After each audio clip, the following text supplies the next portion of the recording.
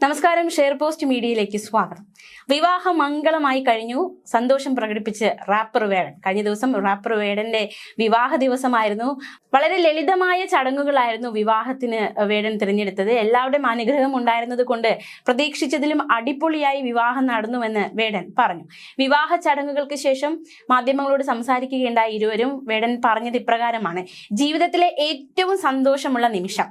എന്റെ വിജയത്തിലടക്കം കൂടെ നിൽക്കുന്ന എല്ലാവർക്കും നന്ദി. പ്രതീക്ഷിച്ചതിലും അടിപൊളിയായി കാര്യങ്ങളൊക്കെ നടന്നിട്ടുണ്ട്.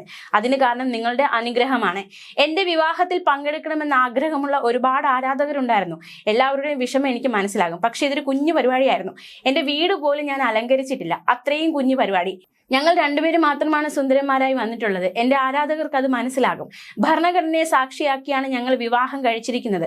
അത് ഭാവിയിൽ നമ്മുടെ മക്കൾക്ക് എല്ലാവർക്കും ഉപകരിക്കുമെന്ന് ഞാൻ കരുതുന്നു. വളരെ മാതൃകാപരമായ, വളരെ ലളിതമായ ചടങ്ങുകളിലൂടെയായിരുന്നു വിവാഹ ജീവിതത്തിലേക്ക് വേടൻ കടന്നിരിക്കുന്നത്. വേടനും യുവ എഴുത്തുകാരിയായ നവമി ലതയുമായുള്ള വിവാഹം കഴിഞ്ഞ ദിവസം തൃശ്ശൂരിലെ വേടന്റെ വീട്ടിൽ വെച്ചാണ് നടന്നത്. രജിസ്ട്രേഷൻ നടപടികൾ വീട്ടിൽ വെച്ചാണ് പൂർത്തിയാക്കിയത്. ചെമ്പുകാവ് സബ് രജിസ്ട്രാർ വീട്ടിലെത്തി നടപടികൾ പൂർത്തിയാക്കുകയായിരുന്നു. കറുപ്പ് നിറത്തിലുള്ള കുർത്തയും മുണ്ടുമായിരുന്നു വേടന്റെ വിവാഹവേഷം. നീല നിറത്തിലുള്ള സാരി അണിഞ്ഞാണ് നവമി എത്തിയത്. തൃശൂർ പെരിങ്ങണ്ടൂർ സ്വദേശിയാണ് വേടൻ. മലപ്പുറം മഞ്ചേരി സ്വദേശിയാണ് നവമി ലത.